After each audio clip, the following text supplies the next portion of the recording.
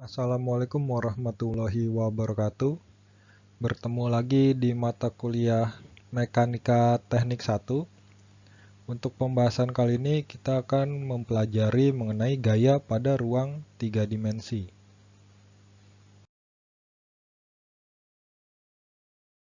Untuk capaian kompetensi mata kuliah ini selama satu semester secara umum adalah sebagai berikut. Dan khusus untuk materi kali ini, capaian kompetensinya adalah untuk memahami arti dan perhitungan gaya pada bidang tiga dimensi dan keseimbangannya. Tujuannya agar dapat diaplikasikan dalam menyelesaikan permasalahan dalam kondisi nyata atau real secara teori. Dan subtopik yang akan kita bahas mengenai analisis komponen tiga dimensi dan kesetimbangan dalam ruang tiga dimensi.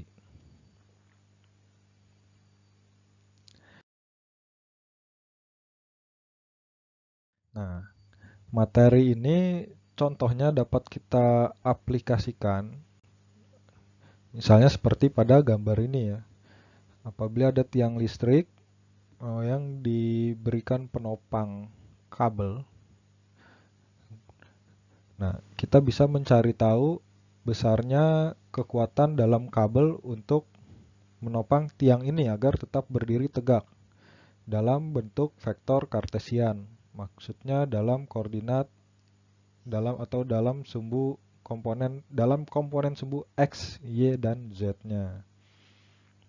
Ini dapat kita selesaikan nanti setelah kita pelajari rumus-rumus yang dapat digunakan untuk aplikasi gaya tiga dimensi. Dan contoh lainnya yang sering kita lihat misalnya pada ini ya, menara radio. Jadi kita sering melihat tuh menara pemancar yang umumnya misalkan kakinya hanya satu ya, tetapi dia ada kabel-kabel penopangnya. Nah, agar dia tetap dapat berdiri seimbang, tegak lurus, kita harus memperhitungkan jarak antar kabel dengan titik pusatnya, besarnya gaya antar kabel, dan sebagainya. Dan dari situ kita bisa mengetahui eh, resultan gaya yang bekerja pada titik D ini di atas menara. Misalnya ditarik dengan kabel 600 Newton ke arah OC ya, ke arah OC. Terus kabel DB dan kabel DA. Dan ini dapat kita selesaikan setelah kita mempelajari rumus-rumus yang dapat digunakan di aplikasi gaya 3 dimensi.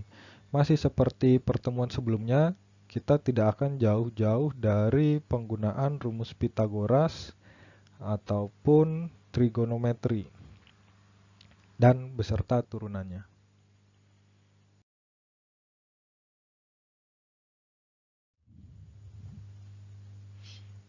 Nah, ini komponen persegi panjang pada gaya 3 dimensi. Yang pertama, kita tinjau dulu gaya F yang beraksi pada titik asal O dari suatu sistem koordinat tegak lurus X, Y, Z. Jadi kita tinjau dulu gaya F ini. Untuk mendefinisikan arah F, maka kita gambarkan bidang vertikal OBAC. OBAC. Jadi dari bidang ini kita dapat mendefinisikan arah gaya si F ini dalam bentuk kartesian.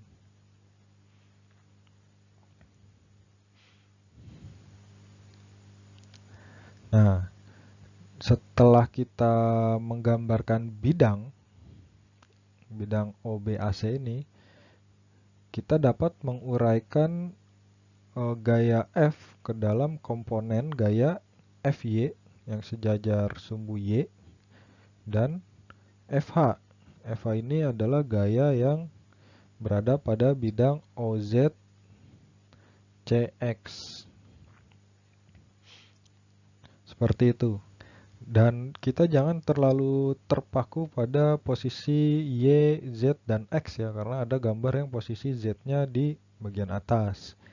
Tetapi kita mengacu pada persoalan tersebut, posisi sumbunya sebelah mana, baru kita notasikan rumusnya. Ya, kurang lebih seperti itu.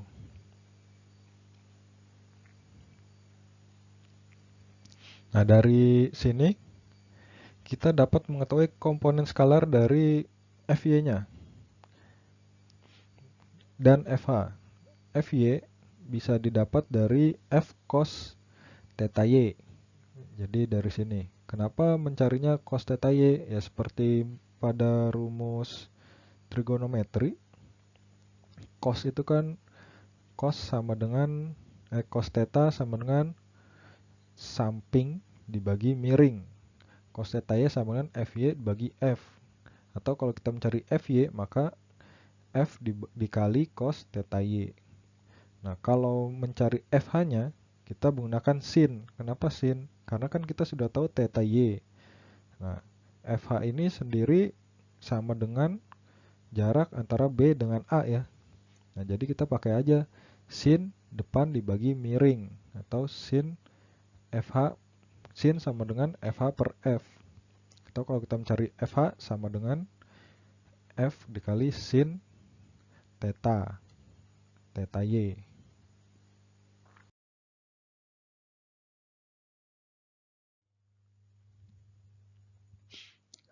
Nah, setelah kita mengetahui Fy, tadi kan di awal kita harus mencari tahu komponen dari berdasarkan sumbu X, Y, Z. Maka kita selanjutnya mencari komponen yang tegak lurus terhadap sumbu X dan Z-nya yang belum diketahui. Nah, untuk Fx sendiri, sini ya, atau kita lihat gambar sini, maka kita buatkan bidang berikutnya, bidang persegi panjang OECD. Dari situ kita bisa mengetahui Fx dengan cara Fh dikali cos theta. Atau dapat juga dengan rumus F kali sin theta H kali cos theta.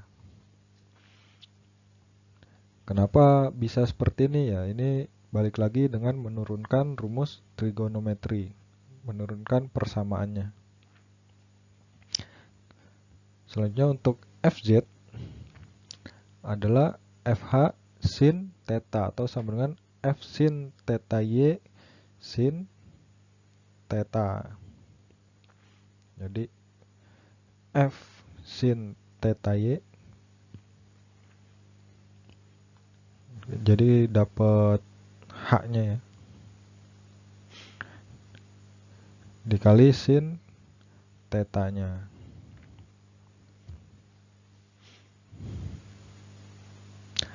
Tadi ini ya, kalau yang ini kan Fx sama dengan Fh kali cos theta, sedangkan Fh sendiri diketahui dengan cara F kali sin theta H. Jadi gini, dari sini nih, Fh ini bisa dicari dengan F sin si depan dibagi miring atau F kali sin theta H. Baru dikali cos theta-nya. Seperti itu. Nah, dengan menerapkan teorema Pythagoras pada segitiga OAB dan OCD, OAB dan OC, mana D-nya? OCD, maka didapatkan persamaan F kuadrat sama dengan OA kuadrat. Ya iyalah ya. Ini sama dengan OB kuadrat plus BA kuadrat. Ini plus ini. Ini rumus Pythagoras ya untuk mencari sisi miring. Sisi miring sama dengan sisi samping kuadrat akar dari sisi samping kuadrat ditambah sisi depan kuadrat. Selanjutnya untuk FH kuadrat yang ini, rumusnya juga sama. Jadi OD kuadrat ditambah DC kuadrat. Atau bisa juga OE kuadrat misalnya ya, tambah EC kuadrat, tergantung mana yang diketahui. Nah, dari sini rumusnya bisa kita turunkan dari persamaan ini. Jadi tadi kan F kuadrat sama dengan F kuadrat F kuadrat sama dengan FY kuadrat plus FH kuadrat. Sedangkan FH sendiri adalah Fx kuadrat tambah Fz kuadrat. Nah, jadi ini bisa kita ganti aja FH-nya. F kuadrat sama dengan Fy kuadrat plus yang ini Fx kuadrat plus Fz kuadrat. Nah, kuadratnya dipindahin ke kanan jadi akar. Jadi F sama dengan akar dari Fy kuadrat ditambah Fx kuadrat tambah Fz kuadrat. Jadi turunannya seperti ini. Nah, ini rumus-rumus yang perlu kita ingat ya, atau kita pahami. Karena ini akan kita gunakan pada persoalan-persoalan terkait bidang 3 dimensi, ruang 3 dimensi.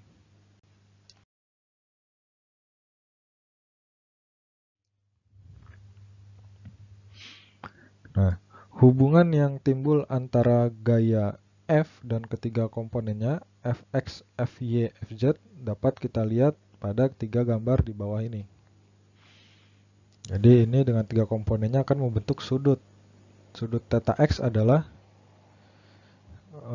dari bidang ODA, sudut θ y dari bidang OAB, sudut θ z dari bidang OEA. Selanjutnya, dari menggunakan sudut ini kita juga bisa mendapatkan persamaan. Misalkan untuk mencari Fx, komponen gaya Fx, bisa gunakan F cos θ x. Dilihat ya, ini sebenarnya miring ya. Kalau ilustrasinya ini miring nih. Nah, cos θ x, kenapa digunakan cos θ x? Ya, cos itu kan cos samping dibagi miring. Sampingnya Fx.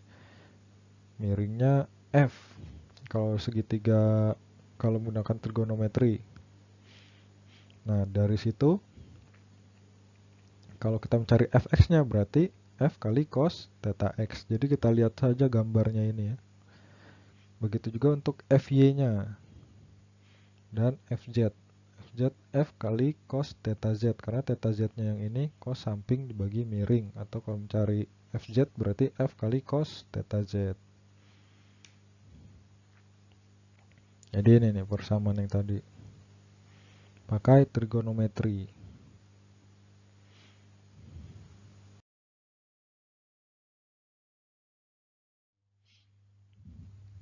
Nah, ini penjelasan dari masing-masing istilah ya. Jadi vektor gaya 3 dimensi yaitu vektor yang mendefinisikan gaya di lebih dari satu plane kartesian, ditentukan oleh lokasi dan komponen persegi panjang. Jadi vektor yang didefinisikan oleh komponen X, Y, Z 3 dimensi. Nah, komponen persegi panjang sendiri adalah komponen yang berada di sepanjang sumbu sistem koordinat kartesian. Jadi komponen persegi panjang adalah sebenarnya ini nih. Contohnya ya, kalau di gambar yang atas nih yang ini. Ini komponen persegi panjang. Tetapi kan di pertemuan sebelumnya persamaan persegi panjang ini dapat kita turunkan lagi dalam persamaan segitiga, karena garis yang ini sebenarnya adalah sama dengan garis yang ini. Nah, garis yang ini sama dengan garis ini. Oleh karena itu kita cukup menggambar bentuk segitiganya saja. Seperti itu. Selanjutnya sudut koordinat θ x, y, z adalah sudut yang dibuat oleh vektor dengan masing-masing sumbu sistem koordinat kartesian.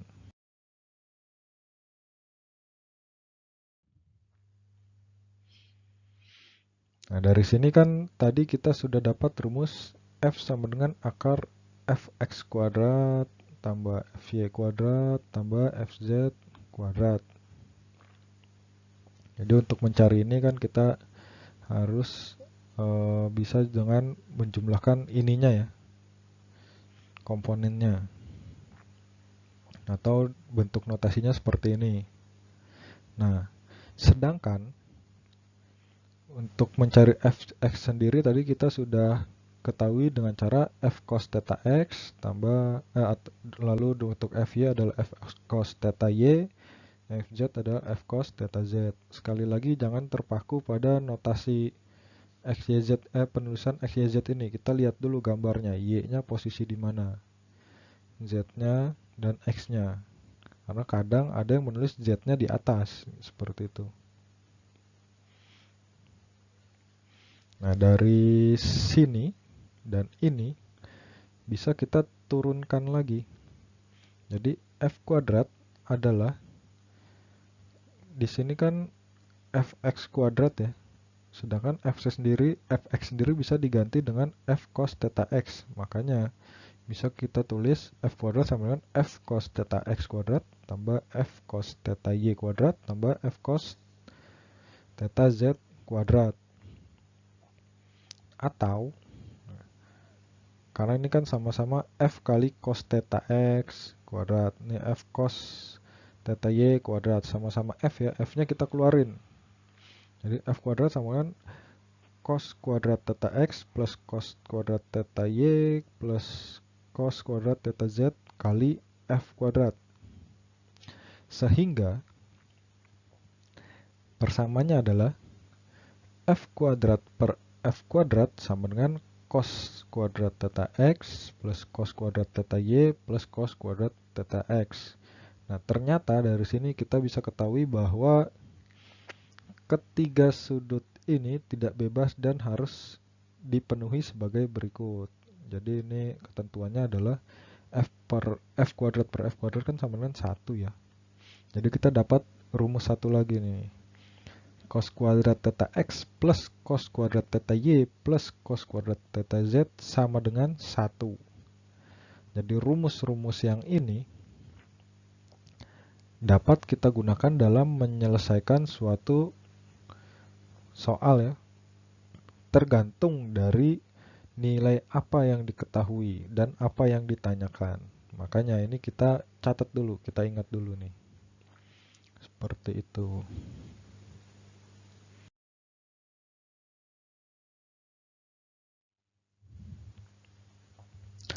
Nah, penjumlahan gaya 3 dimensi. Jadi misalkan tadi ya ada tiang listrik itu kan bekerja ada 3 gaya, ada 3 kabel yang menariknya, menopangnya.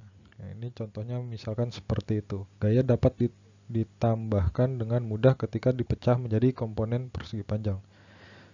Jadi gini, misalnya ini suatu titik ini dalam kondisi kesetimbangan atau tidak bergerak ke arah manapun karena resultan dari ketiga gaya sama dengan 0 ya, menyebabkan titik tidak bergerak. Nah, untuk menentukan resultan gayanya dari 2 atau lebih gaya, dalam hal ini 3 gaya, dapat dengan menjumlahkan komponen tegak lurusnya serupa dengan yang digunakan untuk gaya sebidang. Maksudnya seperti ini. Jadi resultan gaya X atau komponen komponen X-nya, jadi resultan X-nya adalah sigma dari Fx. Kalau resultan Y-nya sigma dari Fy, resultan Z-nya sigma dari Fz. Maksudnya apa? Jadi gini, resultan X, resultan ini ya, resultan yang di sini bisa kita ketahui dengan cara menjumlahkan F1X, F1X-nya tambah F2X tambah F3X. Nih, misalnya F1X-nya kan berarti besarnya ini. Ditambah F2X berarti ini. Tambah F3X berarti yang ini nih. Yang ini F3X. Nah, penjumlahnya harus sesuaikan dengan arahnya. Berarti kalau F1X plus, berarti plus F1X ditambah min F2X karena arahnya berlawanan, ditambah plus F3X. Jadilah kita bisa tahu resultan X, Y, Z-nya. Kemudian untuk mencari gaya pengganti atau resultannya, ini kan tadi komponen dari resultan ya. Nah, untuk mencari resultan gayanya atau satu gaya yang dapat menggantikan tiga gaya ini dengan cara akar dari Rx kuadrat, Ry kuadrat, Rz kuadrat. Sebenarnya kan ini notasi ini sudah kita lihat juga di gaya dalam bidang dua dimensi ya. Hanya perspektifnya aja ini. Nah, karena ini tiga dimensi, kita harus pelajari dulu dari sudut pandang yang seperti apa. Nah, cos theta x sama dengan Rx per R. Cos theta y sama dengan Ry per R. Cos theta z sama dengan Rz per R. Tadi ya, ini kan balik lagi, ini kan berarti komponen resultan gaya X-nya bisa diketahui dengan rumus ini. Nah, mungkin terlalu banyak rumus nih yang kita pelajari. Nah, untuk agar nanti lebih nyambung lagi, enaknya langsung di contoh soal. Jadi kita catat aja rumus-rumus yang ada. Nah, kita lihat contoh soalnya seperti apa. Kita coba terapkan rumus yang sudah kita pelajari.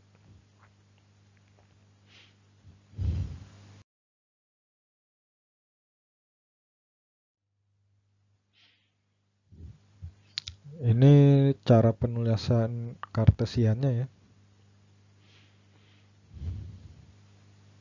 Sama seperti vektor dua dimensi, jadi penulisannya seperti ini.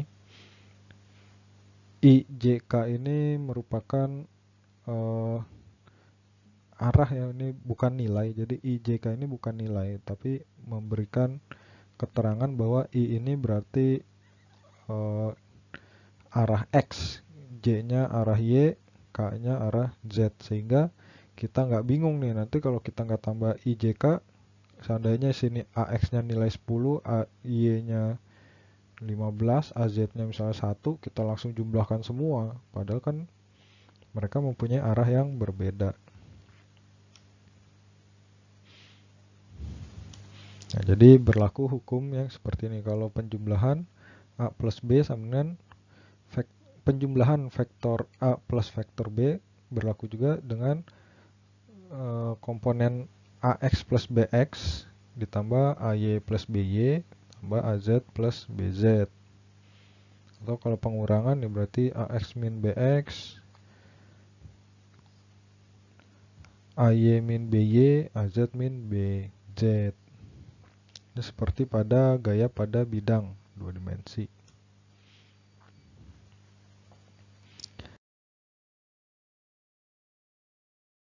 Nah, ini biar enak nih. Kita langsung ke contoh soal aja. Jadi tentukan atau gambarkan gaya F dalam vektor kartesiannya atau dalam komponen X, Y, Z-nya. Di sini diketahui gaya F-nya itu sebesar 100 lb dengan sudut kemiringan 60 derajat dari, kalau ini tadi berarti garis H ya, garis H, dan 45 derajat antara X ke H-nya. Ini penyelesaiannya. Yang pertama, kita cari tahu dulu komponen FZ-nya. Komponen ini nih sebenarnya. Sedangkan garis ini sama dengan yang ini ya. Berarti bisa kita cari dengan, ini kan depan, berarti si demi. Nah, FZ sama dengan 100 dikali sin 60 derajat. Ketemu 86,6. Kemudian yang kedua, ini LB ini pound ya. 86,6 pound. Yang kedua kita cari ininya. Kalau di sini kan F aksen atau FH ya. FH bisa kita ketahui dengan 100 dikali cos 60 derajat, karena ini kan 100 cos samping bagi miring. Jadi kalau dibalik berarti kita mencari samping adalah sisi miring kali cos 60 derajat, didapatkan 50 LB. Selanjutnya setelah kita ketahui F aksennya yang ini, jadi tadi yang ini kita sudah ketahui ya, ini ya. Ini juga sudah diketahui. Selanjutnya kita cari Fx dan Fy-nya. Fx berarti dari F aksen kali cos 45 derajat. Kenapa cos? Karena samping bagi miring. Lalu untuk Fy-nya adalah F aksen sin 45 derajat. Nah, selanjutnya Fy-nya ini ya, ternyata arahnya dia ke kiri. Nah, tadi kan saya bilang ya, kita jangan terpaku posisi Z, Y, X-nya. Ternyata kan yang sebelumnya Y-nya di atas, ini Y-nya di sebelah kanan ya, menggantikan sumbu X. Nah, ini ternyata Y-nya ke sebelah kiri, berarti notasinya ditulis minus. Jadi ini 35 derajat, 35,4 I minus 35,4 J, minus menandakan arahnya ke ini kuadran 1, berarti kuadran 2 lah ya. Kuadran 2 plus 86,6 K atau FZ nih, 86,6 K. Ini kan ke arah positif sumbu Z-nya. Jadi notasi kartesiannya seperti ini. Nah, begitu ya. Ini kalau digambarkan secara detailnya kurang lebih seperti ini.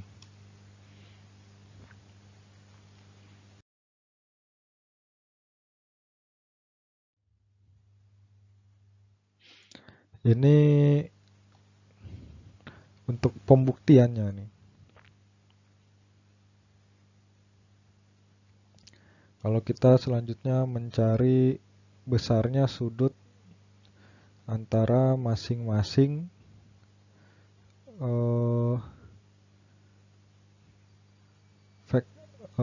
vektor komponennya gitu. Jadi kan tadi kalau kita notasikan dalam untuk mencari besarnya sudut gitu. Nah, ini notasi ini jadi 35/100 ini kan F-nya ya, per 100 I dikurang 35,4/100 J plus 86,6/100 K. Bisa kita cari besarnya sudut alfa. Alfa ini tadi sudut untuk vektor komponen X dengan cara min 1 ini kan arcus. Jadi arcus cos dari 0,354 adalah 69,3 derajat. Arcus itu apa? Ya, jadi kan biasanya kita mencari cos 69,3 derajat sama dengan 0,354. Nah, arcus itu apabila kita mengetahui nilainya dan mencari tahu derajatnya. Seperti itu. Ini tidak saya jelaskan secara detail, silakan dipelajari. Apabila masih bingung, dipelajari lagi. sama seperti metode yang digunakan pada gaya pada bidang dua dimensi.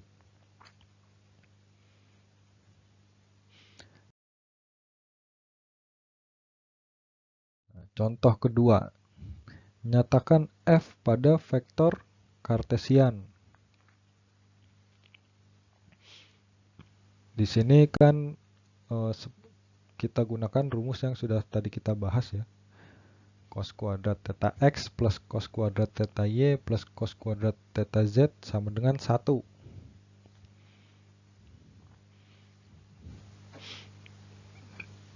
Ini tadi yang kalau kok bisa sama dengan 1, tadi udah pernah kita ulas ya, kenapa bisa sama dengan 1.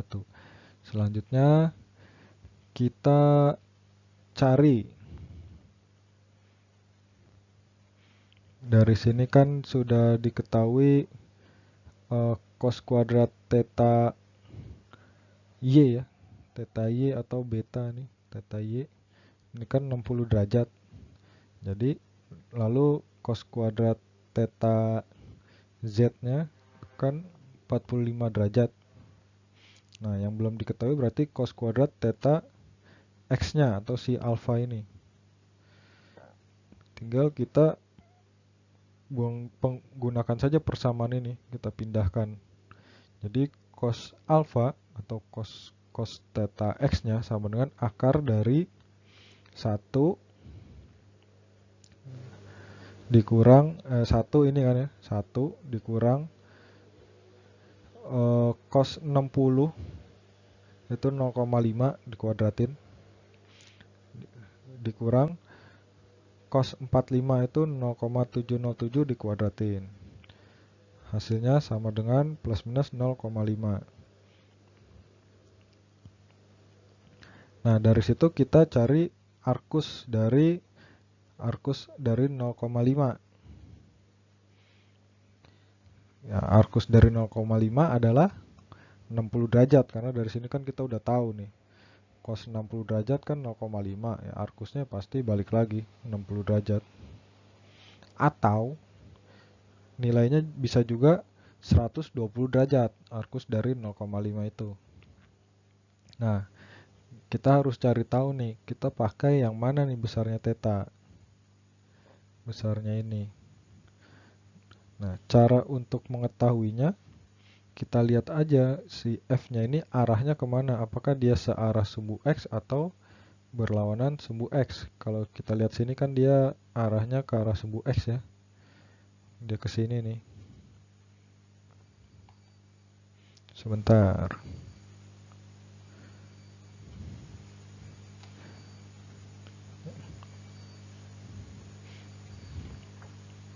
Nah, kan dia yang ini nih ya. Kalau searah sumbu x berarti dia kan positif. Kalau positif atau kurang dari 90 derajat, berarti dia alfanya 60. Besar sudutnya kita gunakan 60. Baru dari situ kita tulis dalam notasinya, dimasukkan aja. Vektor komponen dari f adalah f kali cos alfa plus f cos beta plus f cos theta. Cos y. Jadi tadi 200 kali ini, kali ini, kali ini, dan didapatkan notasinya adalah ini. Ini adalah vektor kartesian dari F200 Newton pada sudut yang telah diketahui ini. Itu adalah contoh soal kedua.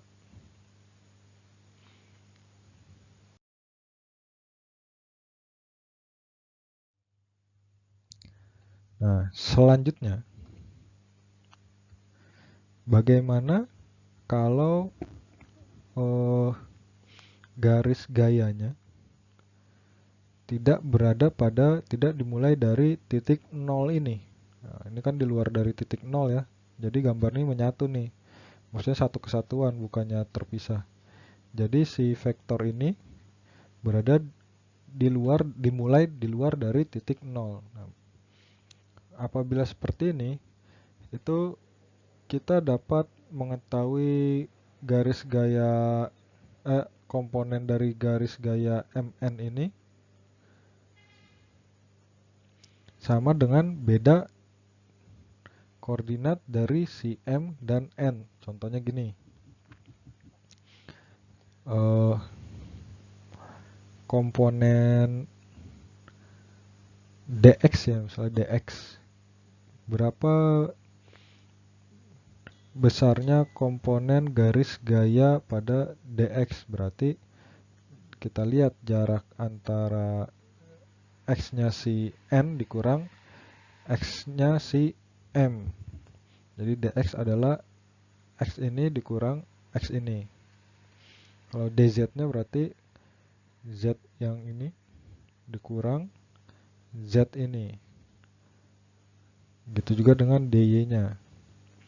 Ini kan berarti misalkan kalau z2 kan dari O ke sini nilainya berapa, itu jadi z2. Terus dari O ke sini nilainya berapa, itu adalah z1-nya. Begitu. Nah, ini untuk penulisan notasinya, silakan dipelajari. Dan ini untuk menuliskan unit vektornya, yaitu unit vektor itu kan suatu vektor dengan panjang 1. Sini kita lambangkan saja dengan lambda ya. Lambda adalah vektor mn dibagi mn. Jadi panjang dari unit vektor atau panjang dari mn sama dengan vektor mn dibagi mn. Bingung kan? Nah, kita pelajari aja dulu. Sama dengan 1 dibagi d kali dxi plus dyj plus dzk. Atau sama dengan ini yang dalam kurung ini pindah ke atas saja per d. Kemudian dari sini, dari panjang ini, kita bisa mengetahui besarnya f. Jadi kalau lambda ini kan eh, menggambarkan atau menginformasikan panjangnya si vektor ini. Jadi ibaratnya kalau dalam dimensi ya, jaraknya aja nih, hanya mengindikasikan jaraknya. Sedangkan kalau F ini kita mencari tahu besarnya gaya. Nah, untuk mencari besarnya gaya berarti dari vektor dikali panjangnya ini. Rumusnya seperti ini. Dimana dx ya tadi seperti saya sudah jelaskan, dx bisa cari dengan x2 kurang x1. Untuk dy-nya berarti y2 kurang y1, dz-nya z2 kurang z1. Jadi kita lihat nih, cari dx. Dx ini adalah x2. X2 itu yang ini ya, kalau kita tarik garis. Untuk vektor yang ini, x2 misalnya ini, dikurang x1-nya ini. Nah, kita lihat ini ya, n-nya nih. N-nya kan sini x2. X2 kurang x1.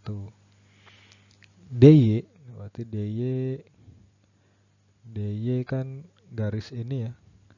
Berarti y2 dikurang y1. Y1 nih ini di sini. Seperti itu. Dan untuk mencari d itu sama seperti persamaan yang sebelumnya, yaitu akar dari dx kuadrat plus dy kuadrat plus dz kuadrat. Di mana dx sama dengan d cos theta x, dy sama dengan d cos theta y, dz sama dengan d cos theta z. Jadi panjangnya vektor komponen x itu sama dengan panjang vektor kali cos theta x. Seperti demikian. Dari situ bisa kita turunkan persamaan lagi, di mana vektor x per panjang vektor x-nya sama dengan vektor komponen y per panjang vektor y-nya sama dengan panjang vektor z per panjang dz-nya, atau sama dengan vektor f per panjang vektor atau unit vektor F-nya atau notasinya D. Jadi maksudnya gini ya, si vektor F per panjangnya vektor F. Jadi misalkan si vektor F ini misalnya nilainya kan tadi besarnya gaya kali panjang. Per panjangnya akan sama dengan persamaan yang ini. Nah, ini kenapa ditulis kita pelajari ini ya. Nanti akan kita gunakan dalam contoh-contoh soal. Kalau hanya membahas rumus kita akan kebingungan nih. Banyak sekali rumus yang muncul. Tetapi apabila kita sudah menemukan contoh soal, kita bisa prediksi pakai rumus yang mana yang kira-kira bisa diterapkan. Nah, dari sini nanti bisa dibentuk persamaan lagi yaitu fx. Kalau kita mencari fx sama dengan f, ini kan d-nya pindah ke atas nih, kali dx per d. Jadi ini menggunakan persamaan ini ya. Persamaan ini. Jadi ini coba kita hilangkan. Kalau kita mencari fx berarti f kali dx per d. Atau kalau kita cari fz nih, fz sama dengan f kali dz per d. Seperti itu. Dan ini untuk arah dari tetanya, sudutnya.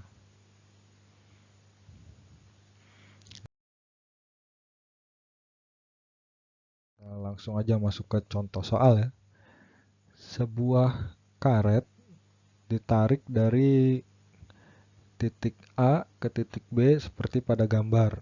Tentukan panjang dan arah dari A ke B. Nah, sedangkan di sini A sama B-nya salah satunya tidak ada yang dari posisi titik 0, sumbu 0.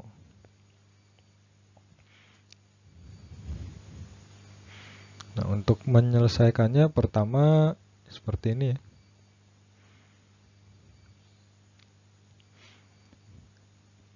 Kita tentukan dulu posisi dari vektor A ke B.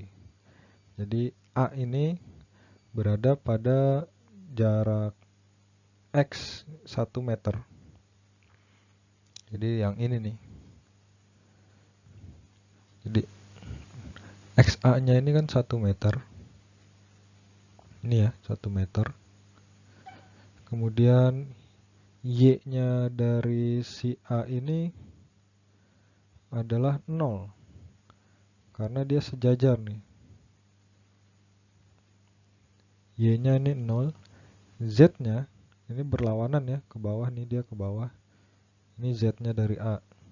Z-nya adalah 3. Jadi ini si A-nya 1, 0, 3 nih. Kartesiannya. Nah, si B X-nya kan berlawanan, dia ke arah sini. Sedangkan titik B dia di sini ya. Berarti ini X-nya adalah 2 nih si B. Y-nya si B ini positif. Tadi X-nya minus ya, minus 2. Y-nya si B berarti yang ini nih. Atau yang ini. Dia adalah positif plus 2. Dan Z-nya dia kan ke atas plus ya, plus sumbu Z. Dia 3.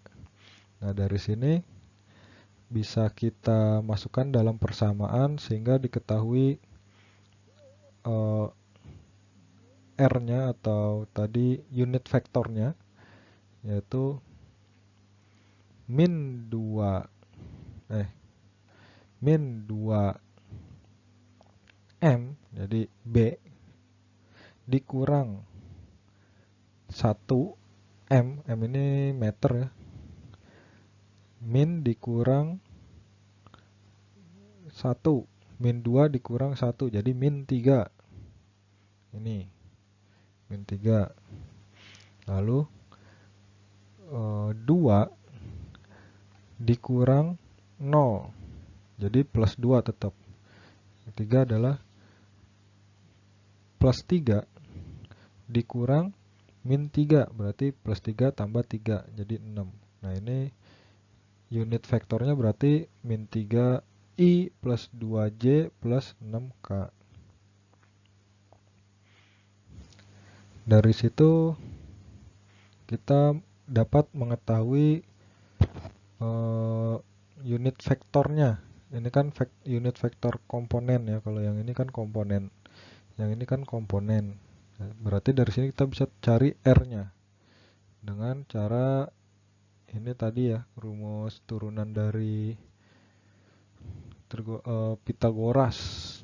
Jadi R-nya adalah 7.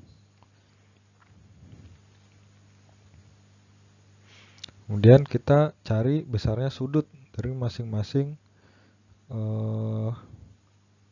X, Y, Z-nya. Jadi dapat adalah ini. Bagaimana bisa? Nah, silahkan videonya di-pause, dibaca lagi nih ya, dipelajari. Atau kita bisa diskusikan secara langsung.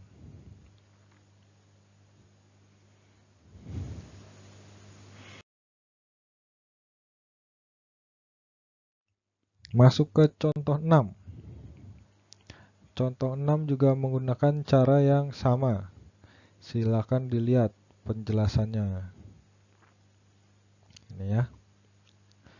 Kita next lagi.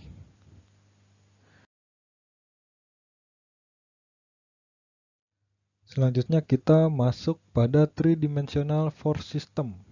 Ya, jadi tujuannya agar kita bisa menyelesaikan pertanyaan-pertanyaan dari berdasarkan titik kesetimbangan dengan cara pertama dari gambar yang ada, misalnya gambar realnya, kita gambarkan dalam bentuk 3D free body diagram. Nah, dari situ kita gunakan persamaan skalarnya berdasarkan satu titik equilibrium.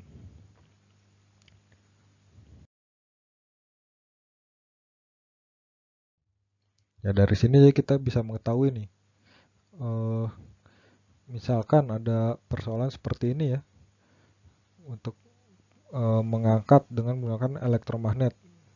Kita disuruh cari tahu berapa besarnya gaya atau tegangan yang terjadi pada rantai AB, AD, dan AC. Dan juga eh, kekuatan dari seling ini nih, kawat selingnya.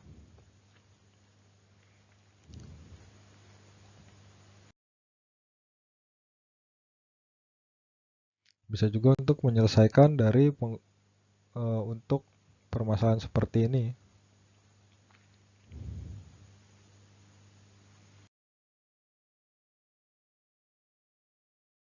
Nah, jadi ini seperti pada materi gaya pada bidang. Jadi ketika satu partikel equilibrium atau tidak bergerak saat diberikan dua atau lebih gaya, maka eh, resultan gayanya, total gayanya sama dengan 0. Jadi F1 tambah F2 tambah F3 ini sama dengan 0. Dari situ bisa kita turunkan menjadi vektor komponennya, yaitu Fx-nya sigma Fxi plus sigma Fxy plus sigma Fy J plus sigma Fzk sama dengan 0. Nah, tentunya persamaan vektor ini hanya bisa terpenuhi apabila si Fx-nya nilainya sigma Fx-nya 0, sigma Fy-nya 0, sigma Fz-nya 0. Contoh, kita langsung masuk ke contoh soal aja ya. Sebuah silinder seberat 200 kg digantung dengan dua kabel AB dan AC yang diikatkan pada puncak dinding vertikal. Diikat di sini nih, dinding ini. Gaya horizontal P yang tegak lurus pada dinding memegang silinder pada kedudukan seperti terlihat pada gambar. Tentukan besarnya P dan tegangan tiap kabel.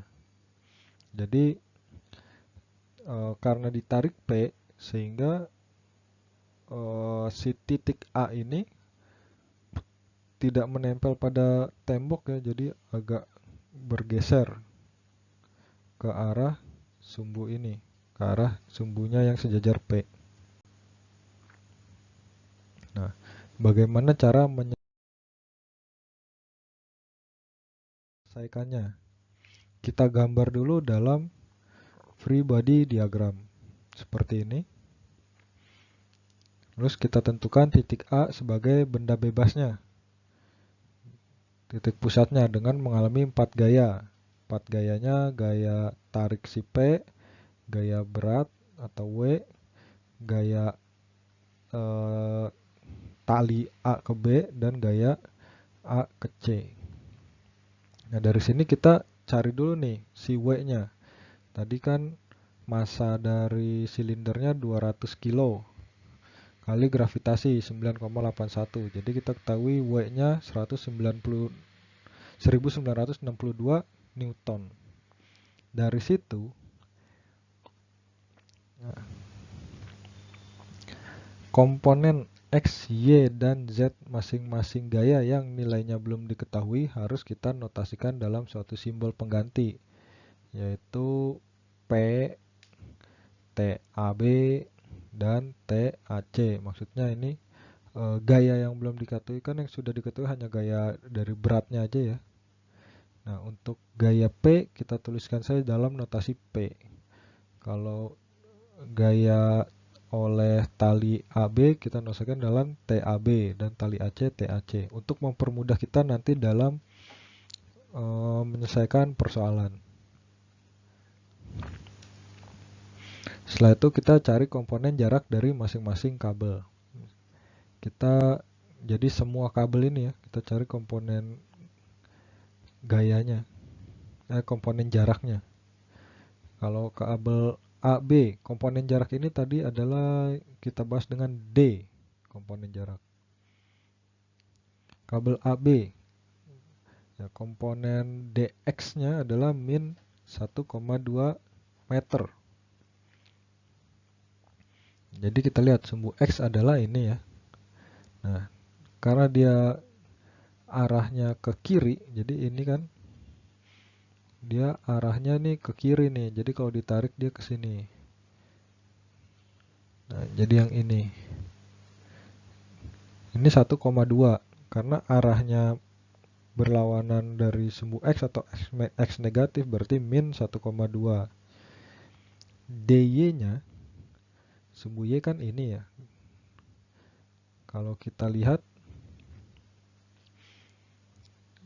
talinya kan sumbu X, dia kan sampai sini talinya.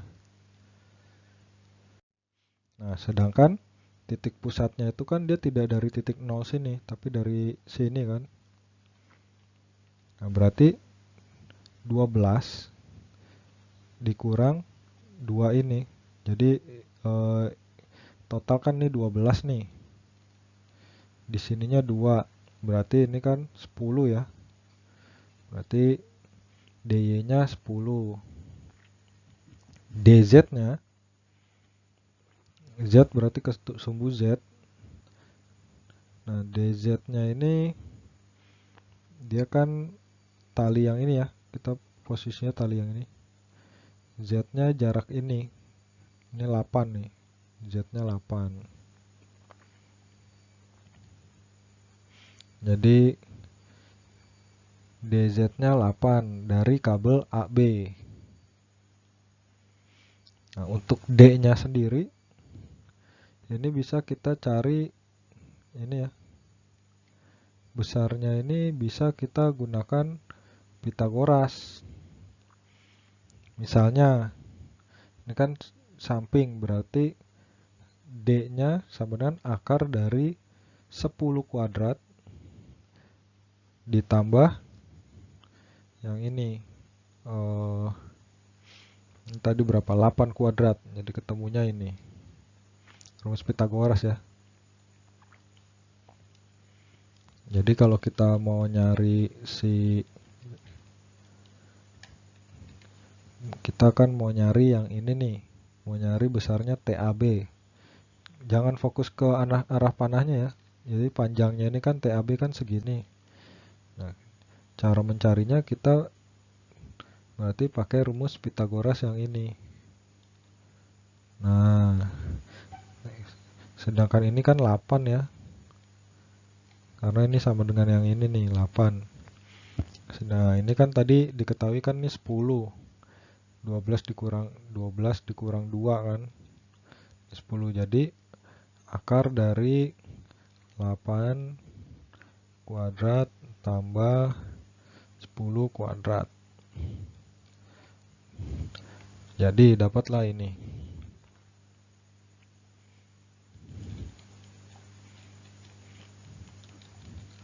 Selanjutnya kita cari kabel AC, sama juga caranya. Dx-nya dari AC. AC adalah yang ini. Jadi AC itu adalah kabel yang ini. Dx-nya min 1,2 meter. Kita coba cari dx, x-nya ke arah kiri juga ya, karena ini kan ke arah kiri, sama berarti sama dengan kabel AB. Ininya min 1,2 karena kan temboknya di sini ya. Ini x-nya titiknya sama. Min 1,2, dy-nya sama juga karena tingginya sama nih. Tingginya dia sama. Nah, dz-nya 10. dz, z-nya dia ini ya, 10 nilainya. Kalau tadi kan nih 8, nah, ini 10. Sebenarnya ini karena dia berlawanan dari sumbu Z atau arahnya Z negatif, berarti ini min 10.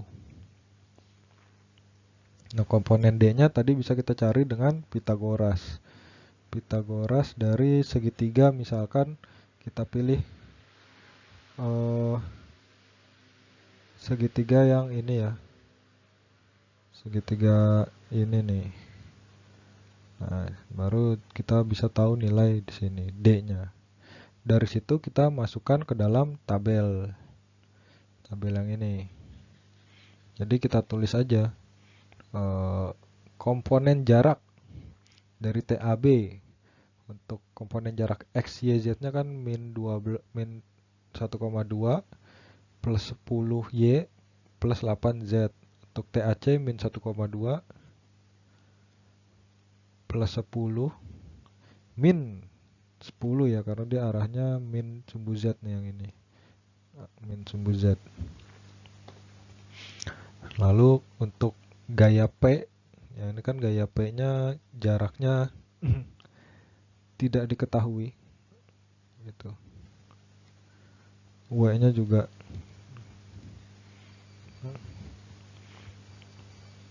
begitu juga dengan D-nya ya, jarak ininya nih, karena kan ini sebenarnya dia beban yang tidak pakai tali, ini juga gaya tarik kan gitu.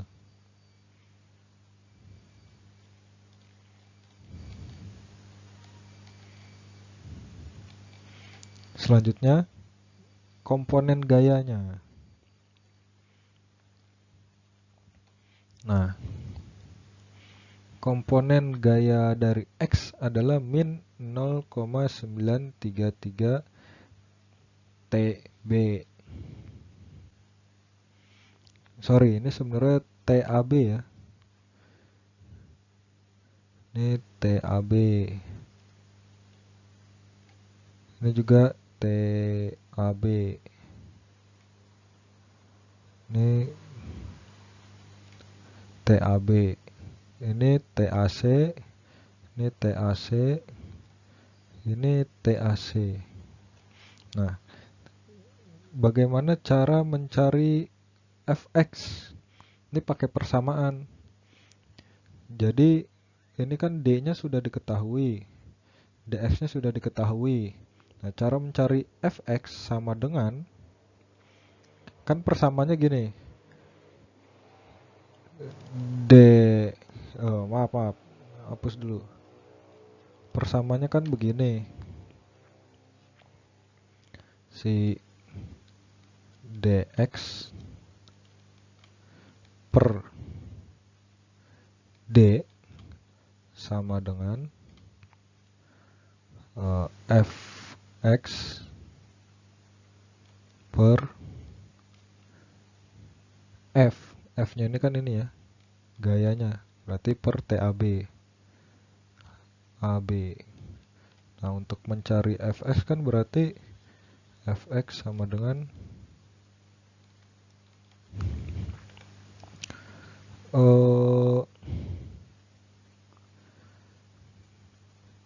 dx kali TAB dibagi D. Nah, jadi hasilnya ini. Begitu juga untuk cari FY. Berarti di sini ininya FY. Berarti DY kali TAB per D. Hasilnya ini. Nggak percaya silakan dihitung sendiri ya.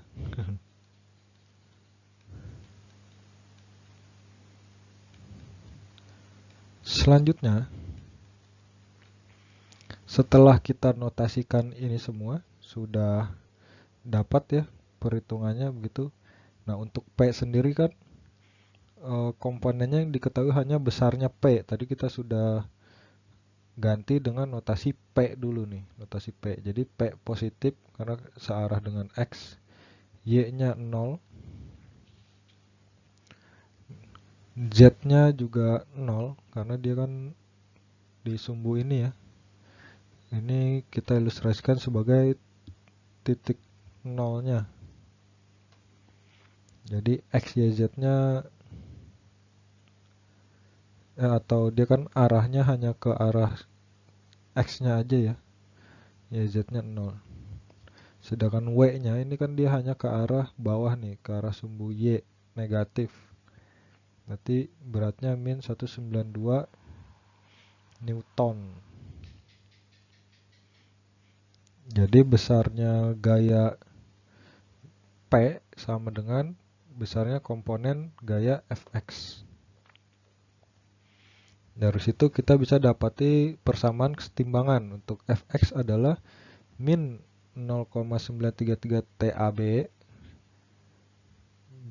ditambah min 0,846 TAC yang ini tambah ini. Jadi yang ini ya. Yang ini kita jumlahkan. Jadi ke sini. Ini untuk persamaan Fx. Nah, sedangkan yang ini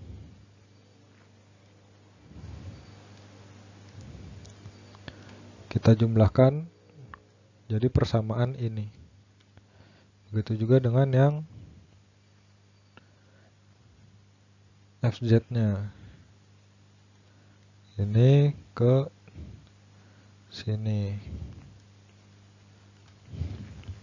Dari persamaan yang sudah didapatkan, dari ketiga persamaan ini, kita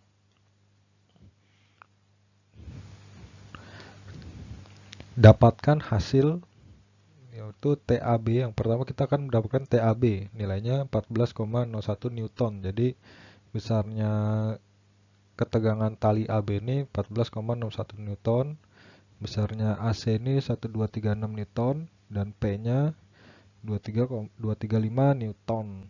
Dari mana bisa mendapatkan itu? Dari persamaan yang ini. Persamaan ini nih, kita pindahkan aja. Kita lihat nih yang memungkinkan. Ini ada salah tulis ya. Maaf nih. Ini sebenarnya ada nolnya di sini. Jadi 0,705 nih di sini nih. 705 karena kan ini yang ini ya. Yang ini kan. Nih, ini kan 705. Nah, berarti kalau seperti itu jadi bisa kita pindahkan nih. Yang sigma Fy kan sama dengan 0, sigma Fz sama dengan 0. Berarti persamaan FY ditambah persamaan FZ, hasilnya pasti akan juga sama dengan 0. Karena ini kan totalnya 0, yang ini totalnya 0. Nah, kenapa kita mau tambahkan yang tadi? Karena terlihat di sini, kan kalau kita jumlahkan ya yang dua ini, maka TAC akan hilang nih. TAC-nya 0. Tinggal kita menjumlahkan TAB-nya, dapat 1, sekian plus 1962. Nah, bingung ya. Jadi kan ini anggaplah hilang nih. Tinggal kita jumlahkan yang ini kan, berarti TAB, sisanya adalah TAB plus 1962 sama dengan 0. Lalu 1962-nya pindah ke sisi kanan. Jadi 1, sekian TAB sama dengan 1962. Tinggal dicari TAB-nya, ketemu 1962 dibagi sisi ini kan. Ketemulah TAB. Nah, setelah kita tahu dapat TAB-nya, tinggal kita masukin ke sini lagi yang TAB-nya 1401 Newton dikurang 0,705 TAC sama dengan 0. Jadi TAC sama dengan 1401 Newton dibagi 0,705.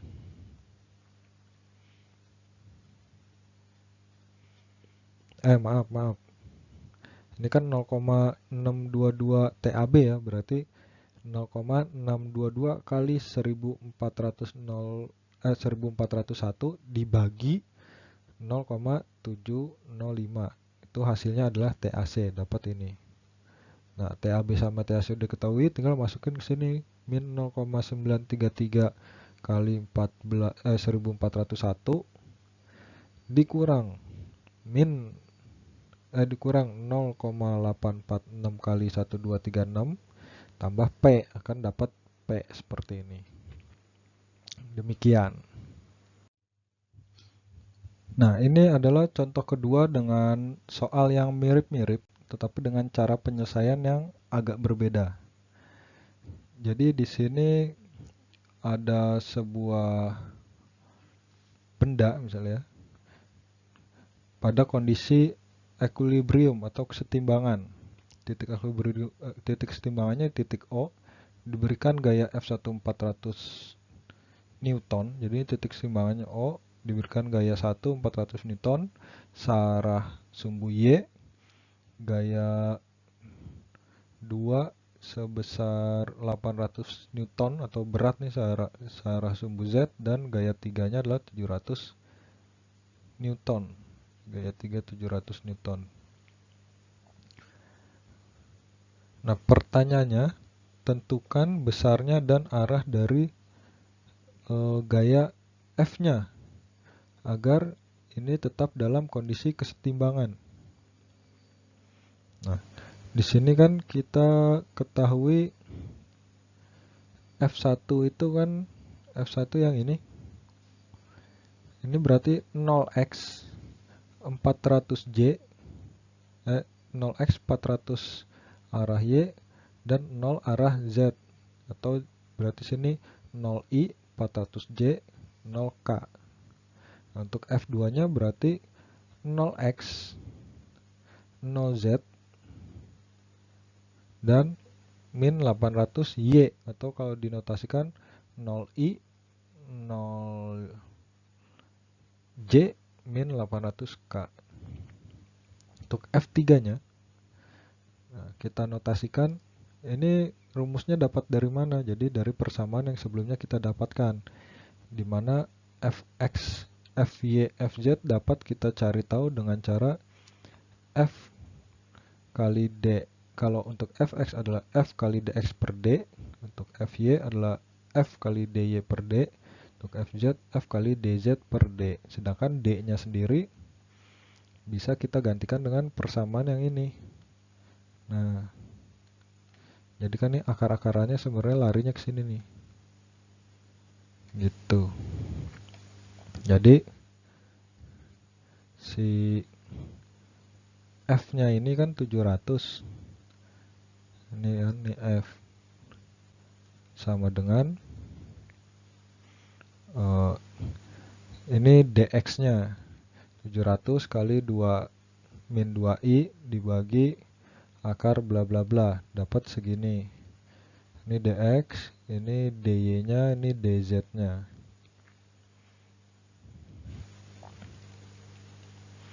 Selanjutnya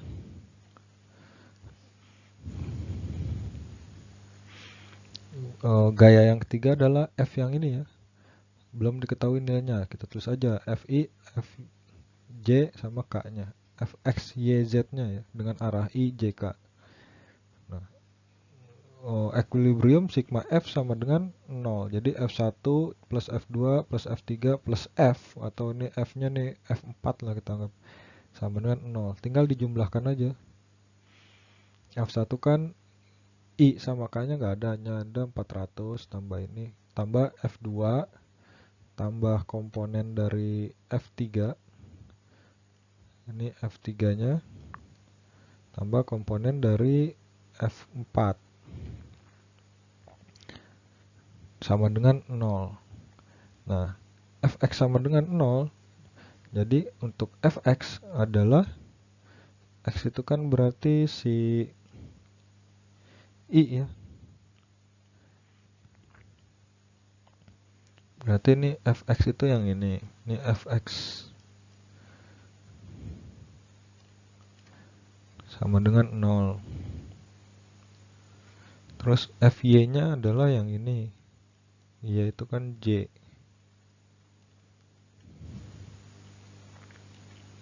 Sama dengan 0.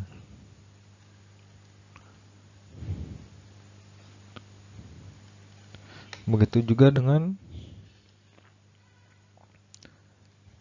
fz-nya.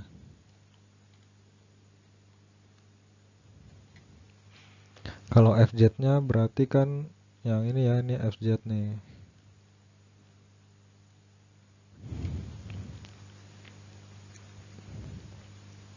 Dari sini kan diketahui, jadi si fx-nya udah dapat nih persamaannya. Kita udah dapat nilai si fx adalah segini, fy-nya nilainya segini,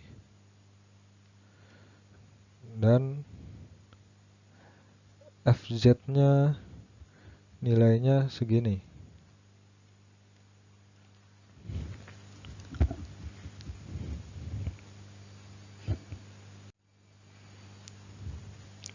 Nah, dari vektor komponen ini, dari sini kita bisa mendapatkan besarnya nilai f. Yang ini ya. Pakai persamaan yang sudah kita dapatkan sebelumnya. Jadi dapat nilai F-nya adalah, sigma F-nya adalah 300 Newton. Dengan arahnya, untuk arah si alfa adalah ini, betanya ini, y-nya ini. Jadi arah dari si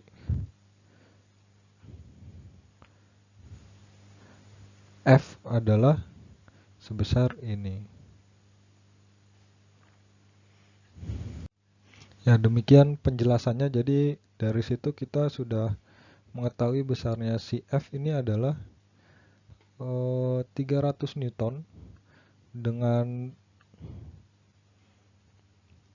arah dari masing-masing sudut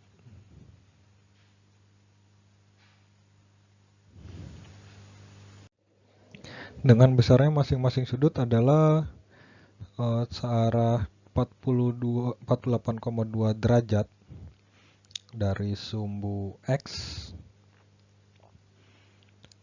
109 derajat dari sumbu Y, dan 48,2 derajat dari sumbu Z-nya yang ini. Nah, ternyata arahnya ke sini nih. Berlawanan dari ilustrasi yang pertama, yang di awal kan kita gambarkan ke sini, tapi kita belum tahu ini besarnya berapa derajat dan besarnya vektornya, nilai vektornya berapa.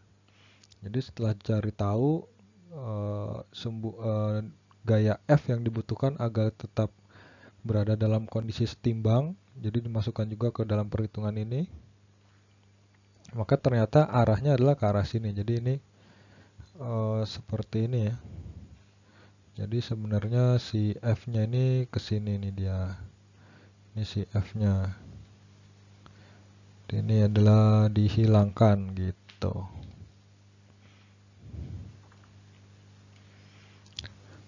Sekian penjelasan dari saya mengenai vektor dalam ruang 3 dimensi. Selanjutnya diskusi akan kita lakukan dalam Google Meet ya. Terima kasih. Wassalamualaikum warahmatullahi wabarakatuh.